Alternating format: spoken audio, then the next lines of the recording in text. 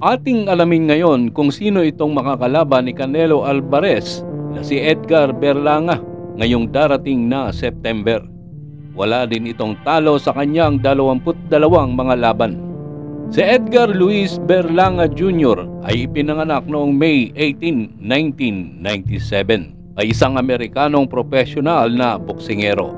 Si Berlanga ay ipinanganak sa malaking komunidad ng Nuyorican ng Brooklyn sa mga magulang mula sa Puerto Rico. Nagsimula siya sa boxing sa edad na 7. Siya ay isang tagahanga ni Felix Trinidad, isang dating kampiyon sa mundo na madalas na lumalaban sa Madison Square Garden. Nang tanungin tungkol sa kanyang lahi, tumugon si Berlanga na siya ay 100% Puerto Rican. Ipinanganak lang siya dito sa kanyang kinalakihang lugar.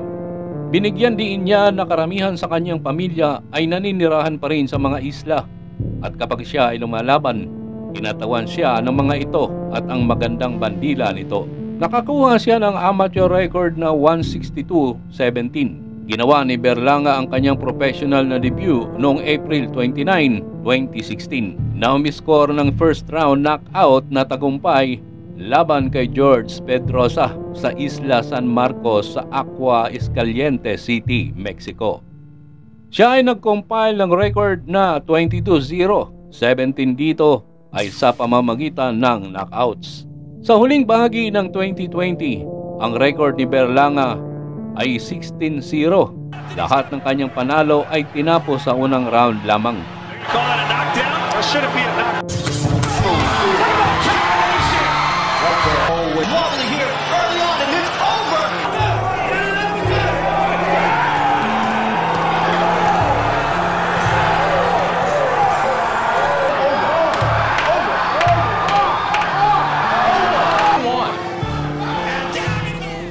Ito ay nakakuha ng atensyon ng media habang papalapit siya sa opisyal na world record para sa magkasunod na first round knockout na hawak ni Ali Raimi. Noong December 12, 2020, napantayan ni Berlanga ang record ni Yang Otto nang patumbahin niya si Ulysses Sierra sa unang round.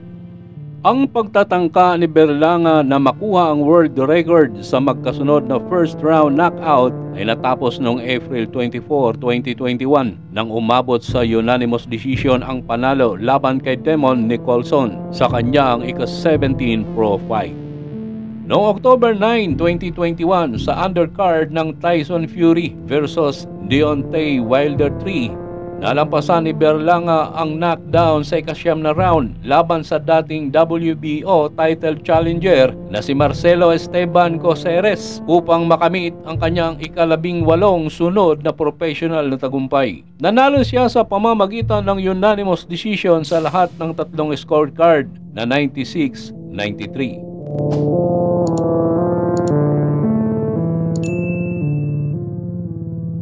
Nagdulot ng kontrobersya si Berlanga dahil sa isang insidente noong June 11, 2022 laban kay Riomer Alexis Angulo kung saan sinubukan ng dismayadong si Berlanga na kagatin ang balikat ni Angulo. Ang insidente ay hindi napansin noon ng referee na si Ricky Gonzalez. Nanalo si Berlanga sa laban sa pamamagitan ng unanimous decision. Nang sumunod na araw ay nagbiro si Berlanga tungkol sa insidente na nagsasabing, "I was about to do Mike Tyson on him." Nakatanggap si Berlanga ng batikos para sa komentong ito at kalaunan ay humingi ng paumanhin. Kalaunan ay pinagmulta ng New York State Athletic Commission si Berlanga ng $10,000 at sinuspindi siya sa professional boxing sa loob ng 6 na buwan dahil sa insidente. Noong February 24, 2024 sa Orlando, Florida, nakatakdang harapin ni Berlanga si Padraig McCrory sa isang 12-round na laban sa super middleweight. Nanalo siya sa laban sa pamamagitan ng TKO sa ika-6 na round. At ngayon nga ay inaabangan ng mga mahihilig sa boxing ang naka-schedule na laban niya kontra Alvarez.